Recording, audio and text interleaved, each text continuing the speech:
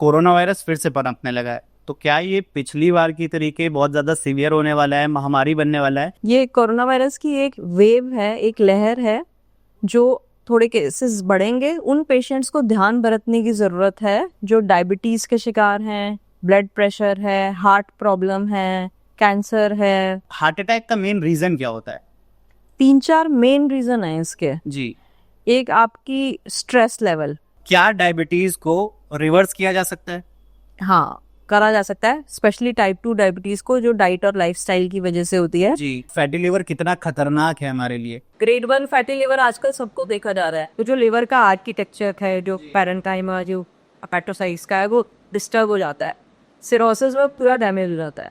Okay. मतलब वो काम नहीं करना बंद करते। 2027 तक इंडिया में लगभग हर 9वां इंसान ऐसा होगा जिसको कैंसर हो जाएगा। हो सकता है, अभी इतना प्रेवलेंट हो गया है। क्यों इतना ज्यादा फैल रहा है कैंसर?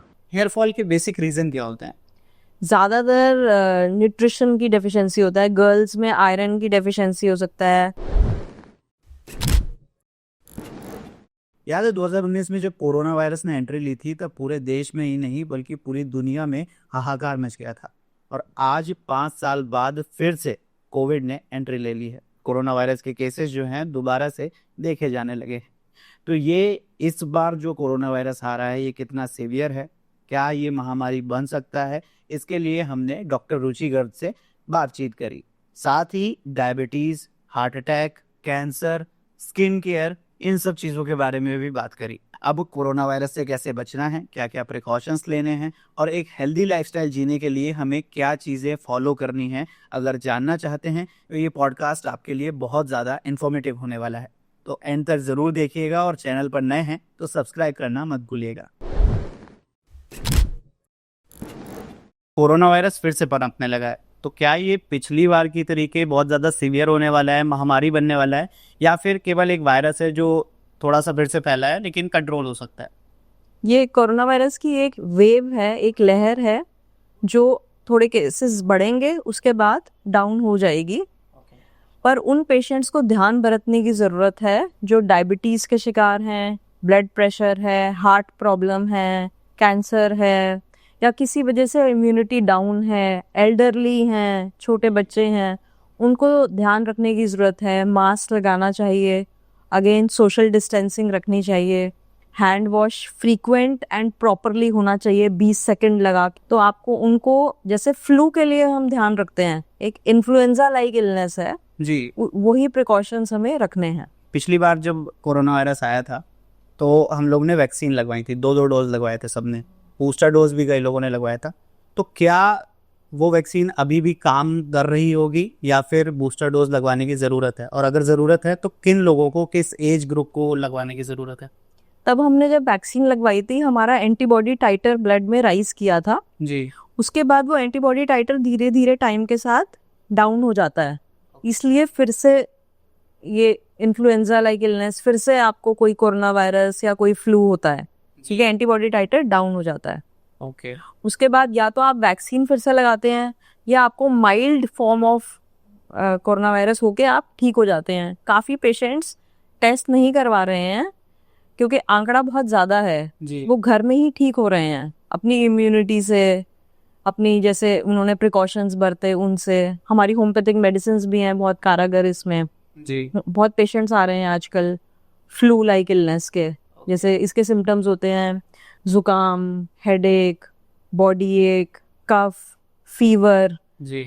नोज ब्लॉक, कोई भी सिम्टम किसी भी पेशेंट में हो सकता है। कई सारे मरीज ऐसे आते हैं जिनको अपनी बीमारी का पता नहीं होता है, लेकिन वो ज़बरदस्ती उस बीमारी को क्रिएट कर देते हैं, मन के वहम से। हाँ, वो मैंने सबसे ज़्यादा देखा था कोविड के बाद। एंजाइटी, पैनिक अटैक के पेशेंट्स आ रहे थे। Panic, okay.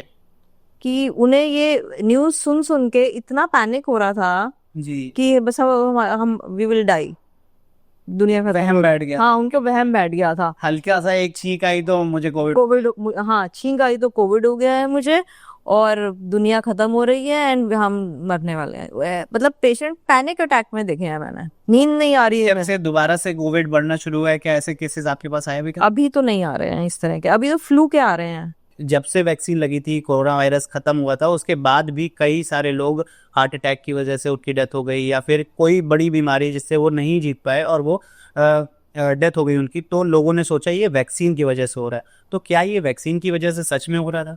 नहीं, ऐसा नहीं कह सकते आप। वैक्सीन देने का मेन रीज़न होता है हर्ड इम्यूनिटी डेवलप करना। जब एक बार हर्ड इम्यूनिटी कम्युनिटी में डेवलप हो जाती है, तब उसका जो संक्रमण है, जो कम्युनिटी ट्रांसमिशन है, तब वो रुक जाता है।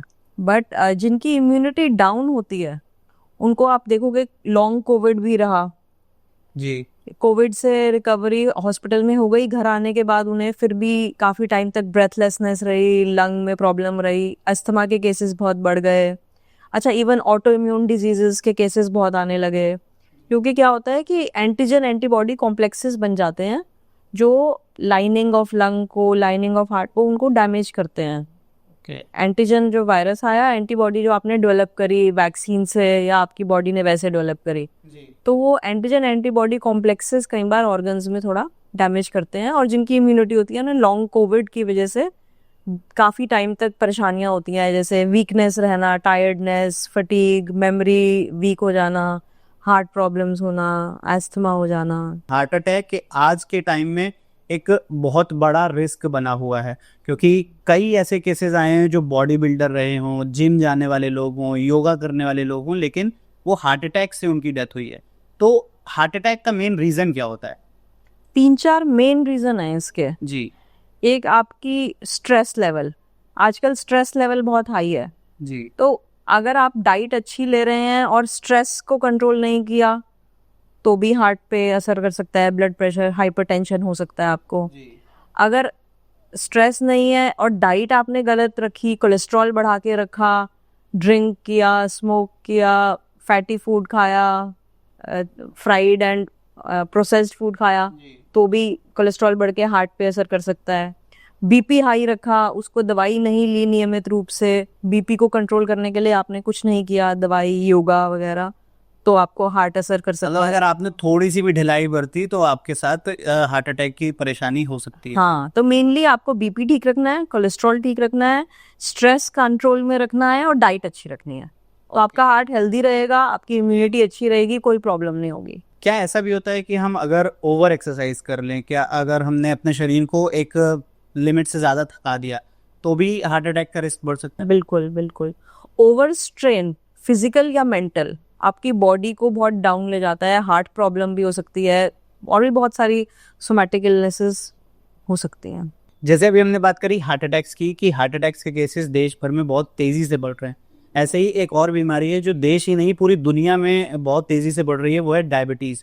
और डायबिटीज़ से जुड़ा एक टर्म है प्री डायबिटीज़। तो प्री डायबिटीज़ होती क्या है और कैसे पता चलेगा कि हमें प्री डायबिटीज़ हो गई है? क्योंकि आईसीएमआर की रिपोर्ट के मुताबिक लगभग 15% लोग ऐसे हैं जो प्री डायबिटीज़ का शिकार हैं और उन्हें पता भी नहीं है। उनमें से 80% लोगों को नहीं पता है कि उन्हें प्री डायबिटीज़ है। तो प्री डायबिटीज़ है क्या और ये कैसे पता करेंगी? है देखिए, HbA1c एक टेस्ट होता है, ग्लाइकोसाइलेटेड हीमोग्लोबिन, जो 3 मंथ्स का शुगर कंट्रोल भी बताता है, और अगर उसकी वैल्यू 5.7 से 6.3 के बीच में है तो प्री डायबिटीज़ है, और 6.3 से अबव है तो फुल ब्लोन डायबिटिक्स है जी। और 5.7 से कम है तो नॉर्मल पेशेंट है जी। तो आप एक तो वो टेस्ट करा सकते हैं। आजकल बहुत पेशेंट्स हैं जो प्री डायबिटिक हैं जी। और इवन डायबिटिक हैं और उन्हें नहीं पता है, बिकॉज उन्होंने टेस्ट नहीं करवाया है। जी। India is the diabetes capital of the world, और बहुत पेशेंट्स 45 की एज के बाद या प्री डायबिटिक होते हैं या डायबिटिक होते हैं एंड उन्हें नहीं पता होता। हाँ, क्योंकि अगर देखा जाए तो हर छठा अडल्ट इंसान डायबिटीज़ का शिकार है। और डायबिटीज़ क्या ऐसी भी बीमारी है कि हेरिडेटरी होती है, कि जनरेशन टू जनरेशन आपको पास ऑन होती जाती है?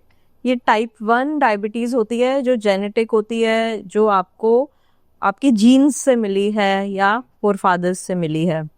एक होती है कि वायरस की वजह से आपका पैंक्रियाज अफेक्ट हो गया जिससे आपकी इंसुलिन नहीं बन रही है, और एक होता है टाइप 2 डायबिटीज़ जिसमें आपका lifestyle, obesity, hypertension, diabetes, metabolic syndrome, उसकी वजह से आपको टाइप 2 डायबिटीज़ हो रही है कि आपने इतना ज़्यादा प्रोसेस्ड फूड, शुगर इनटेक वगैरह कर लिया कि आपका पैंक्रियाज कीप अप नहीं कर पाया इंसुलिन, और आपकी बॉडी इंसुलिन रेजिस्टेंट हो गई, वो इंसुलिन रेजिस्टेंट होती है टाइप 2 डायबिटीज।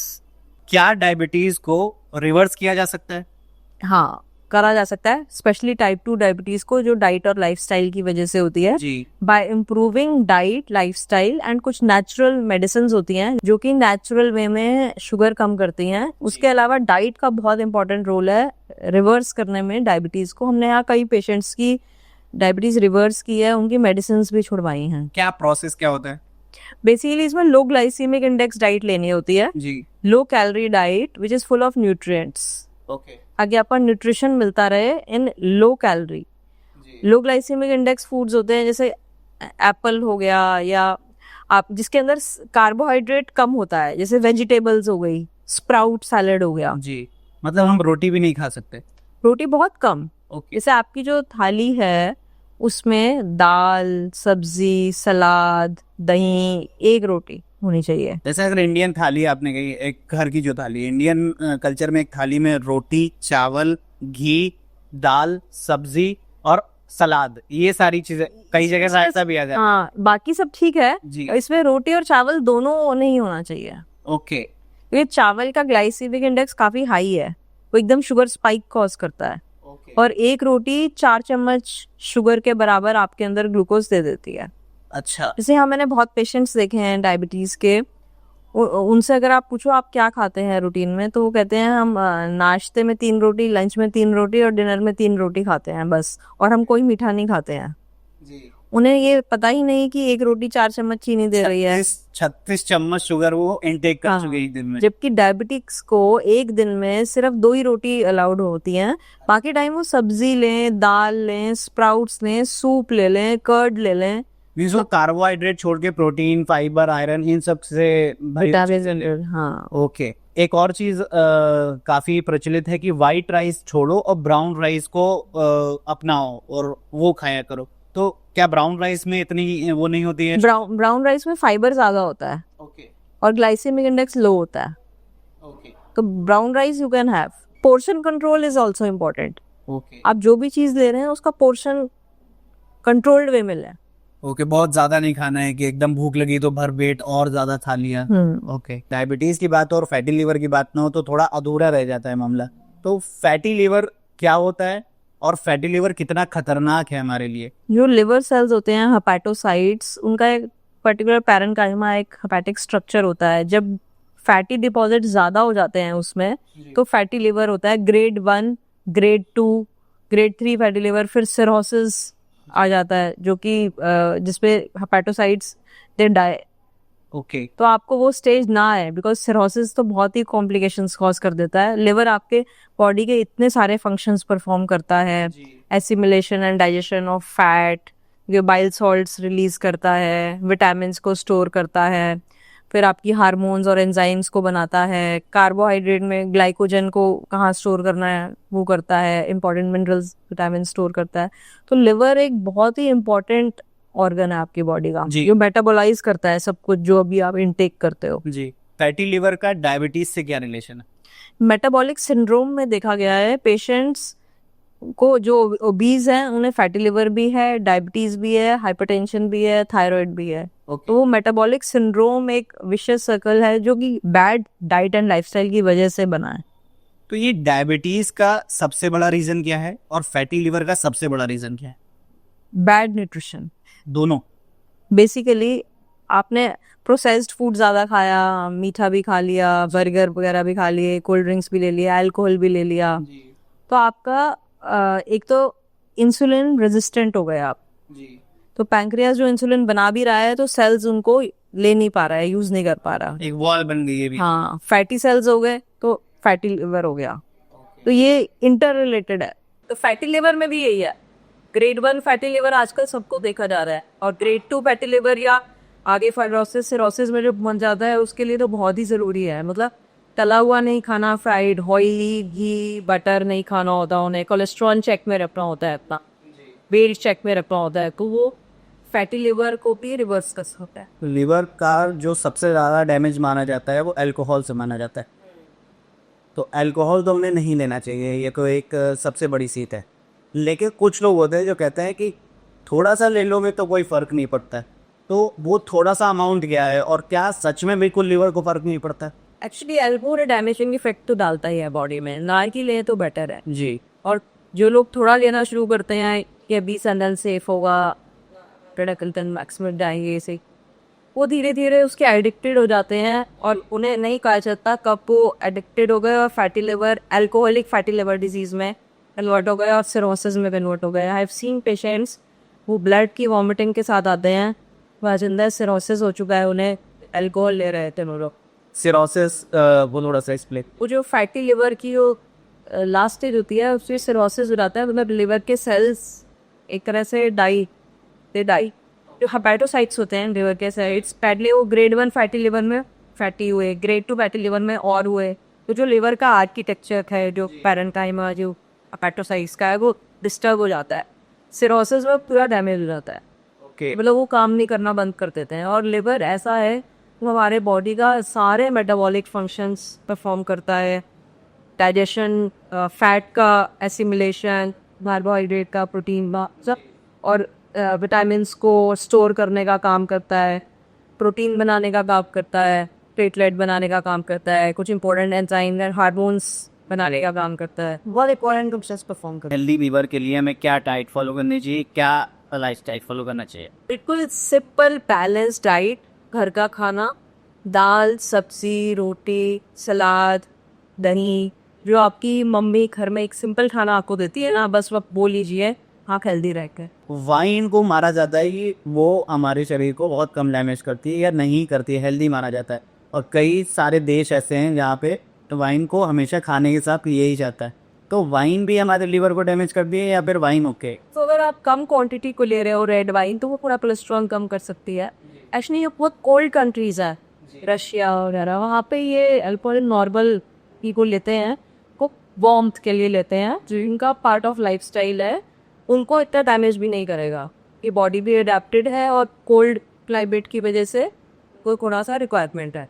बट ये नहीं कि आपको इंडिया में भी लेना शुरू कर दे डेली, वो डैमेज कर दे।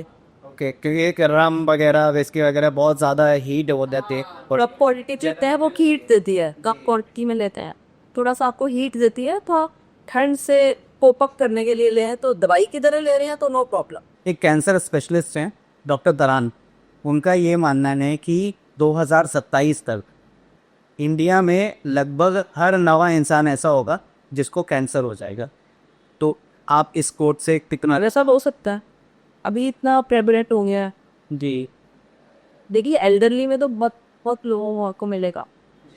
तो बेसिक रीजंस यही है, ये रेडिएशन बहुत ज़्यादा है एटमॉस्फेयर में, स्ट्रेस लेवल बहुत ज़्यादा है, पोल्यूशन बहुत ज़्यादा है, टॉक्सिन्स जो हमें मिल रहे हैं एनवायरनमेंट से, चाहे वो पानी के थ्रू, हवा के थ्रू, टॉक्सिन्स बहुत ज़्यादा मिल रहे हैं। जी। एटलीस्ट आप अपना इतना कर सकते हैं कि अपनी बॉडी की इम्यूनिटी हाई रखें balance nutrition and balance lifestyle के through, so that you are able to deal with the stresses and toxins होता है important.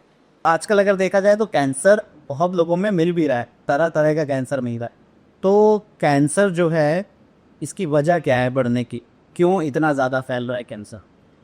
Stress, negative thought pattern, आपकी ये जो रेडियो वेव्स बहुत ज़्यादा आपके एटमॉस्फेयर में हैं, ये रेडिएशन बेसिकली, गलत खान पान, जी। ओवर स्ट्रेस लाइफस्टाइल, ये यही रीज़न है आपकी इनफैक्ट सारी बीमारी की, स्पेसिफिकली कैंसर। एक अपना स्ट्रेस बस्टर टेक्निक्स यूज़ करो, आपको योगा से बेनिफिट होता है, म्यूज़िक से, वॉक से, किसी स्पोर्ट्स से, तो आप वो करिए, पर अपना मेंटल स्ट्रेस अपने ऊपर हावी मत होने दीजिए। और अपना हैबिट इस तरह से बनाइए कि आप एक बैलेंस्ड न्यूट्रिशन लें, लो ग्लाइसेमिक इंडेक्स रखिए, एक बैलेंस्ड जो घर का सिंपल खाना है वो खाएं। एक तो कीमोथेरेपी होती है कैंसर को ठीक करने के लिए, एक अभी मैंने टर्म सुना है, मुझे नहीं पता था ये था, इम्यूनोथेरेपी। तो इम्यूनोथेरेपी और कीमोथेरेपी क्या है, दोनों में अंतर क्या है, ये थोड़ा सा सीधा। एक्चुअली कैंसर में कीमोथेरेपी में तो मेडिसिन्स दी जाती हैं स्ट्रॉन्ग, जो कैंसर सेल्स को पनपने ना दे, कैंसर सेल्स को किल करते हैं, और उसके साथ साथ हमारे नॉर्मल सेल्स भी किल हो जाते हैं। इसलिए कीमोथेरेपी के बाद आप देखोगे बहुत केयरफुल हो जाता है, ठीक हो जाता है पेशेंट। इम्यूनोथेरेपी में इम्यून सिरप देते हैं बॉडी में, ताकि आपकी बॉडी की इम्यूनिटी को एनहांस कर सके और वो फाइट करे वो। हाँ, और वो फाइट कर सके, यूरिटी को बढ़ाने, इम्यूनिटी को बढ़ा। तो उससे हमें साइड इफेक्ट कुछ नहीं होते, जैसे बाल झड़ना या कमजोरी आना या ऐसे ज़्यादा नहीं थे। भी स्कीमों से बेटर है इम्यूनोथेरेपी। स्किन केयर पे भी आजकल बहुत ज़्यादा बात हो रही है, तो कौन सी ऐसी बेसिक 3 बातें हैं जो हर किसी को ध्यान रखनी चाहिए? 2 टाइम फेस वॉश ज़रूर करना चाहिए, और जिनकी ऑयली स्किन है उन्हें तो 3 टाइम्स फेस वॉश करना चाहिए। Cleansing, toning and moisturising, CTM routine कहते हैं।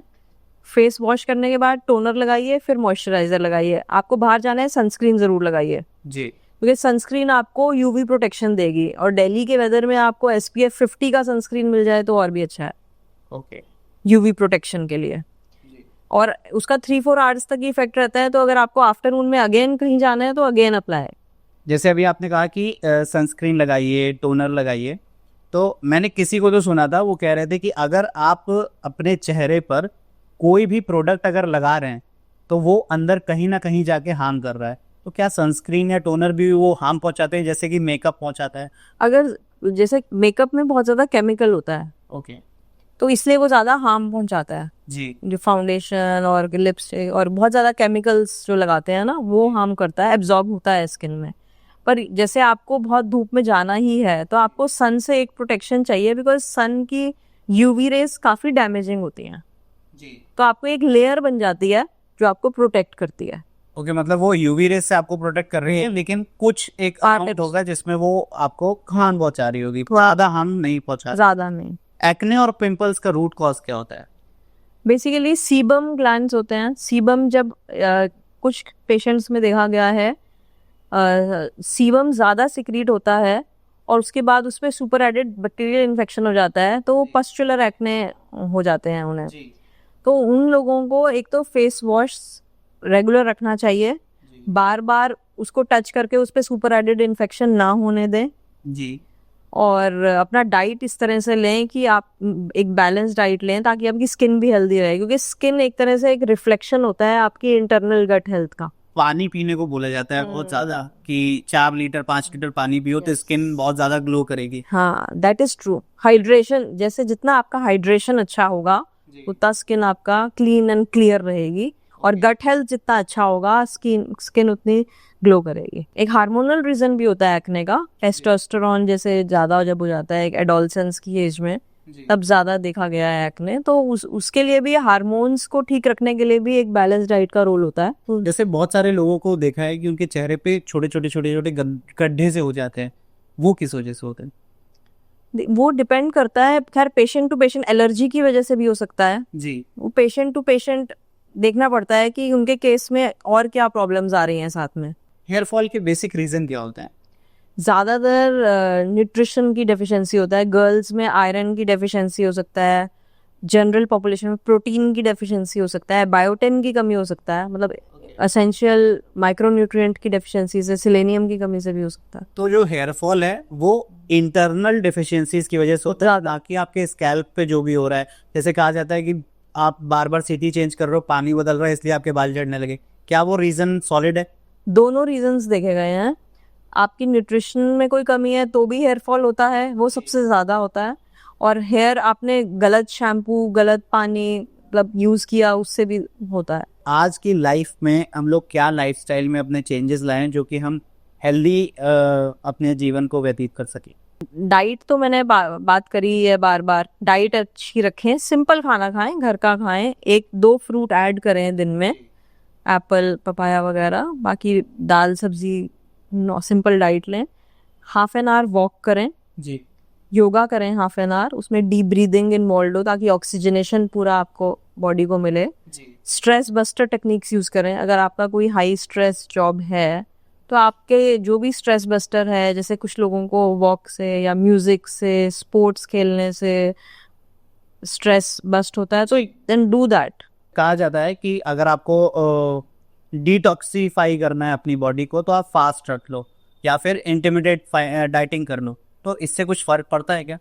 Intermittent fasting is good. अगर आप अपने जो खाने की विंडो है इवनिंग में 6 o'clock क्लोज कर रहे हो, जी, दैट इज गुड। मॉर्निंग में 8 o'clock या 9 o'clock आप ब्रेकफास्ट कर रहे हो, फिर फ्रूट्स खा रहे हो, फिर आफ्टरनून में एक मील ले रहे हो, मतलब अपनी ईटिंग विंडो को आपने 9 to 6 रेस्ट्रिक्ट कर दिया, उसके बाद आपने 6 o'clock के बाद अपने लिवर को रेस्ट दिया, बॉडी को रेस्ट दिया, डाइजेस्टिव सिस्टम को रेस्ट दिया, वो रिकूप भी हो जाते हैं, तो दैट इज गुड। चाय और कॉफी में क्या बेटर है, और इसको अगर इनटेक किया भी जाए तो किस क्वांटिटी तक करें जो हेल्दी है? Green tea is better, T and coffee with milk is not good, और ग्रीन टी भी बस आप twice in a day is enough. और एक इसमें बहुत इंपॉर्टेंट चीज मैं कहना चाहूंगी, सुबह खाली पेट चाय ना पिए, जो हमारी पूरी पॉपुलेशन पी रही है। सुबह उठते ही बेड टी चाहिए हमें, वो ना लें, आप अपना गट हेल्थ खराब कर रहे हैं, आपकी आयरन एब्जॉर्ब नहीं होती है, पूरा आपका फ्लोरा जो होता है गट फ्लोरा खराब हो रहा है। आजकल एक ट्रेंड चल रहा है वीगन बनने का, तो वीगन, वेजिटेरियन और नॉन वेजिटेरियन क्या बेटर है? देखो, नॉनवेज डाइट लोग इसलिए भी लेते हैं कि प्रोटीन अच्छा मिलेगा, विटामिन B12 की कमी नहीं होगी, जी। ठीक है, सबके अपने अपने थॉट प्रोसेस है।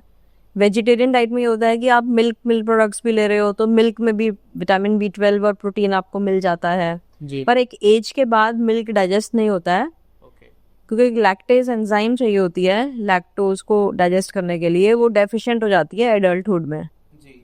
तो आपको मिल्क डाइजेस्ट ना होके ब्लोटिंग करने लग जाता है, इंडाइजेशन करने लग जाता है जी। इश्यूज हो जाते हैं। तो आप मिल्क एंड मिल्क प्रोडक्ट्स को फिर स्टॉप कर दो और वीगन बन जाओ, तो आपका डाइजेस्टिव हेल्थ सुधर जाती है, बेटर हो जाती है। तो जैसा कि आज हम लोगों ने काफ़ी सारी हेल्थ टिप्स के बारे में जाना, तो अगर आपको इस पॉडकास्ट से कोई भी सीखने लायक बात लगी हो तो ज़रूर फॉलो कीजिएगा।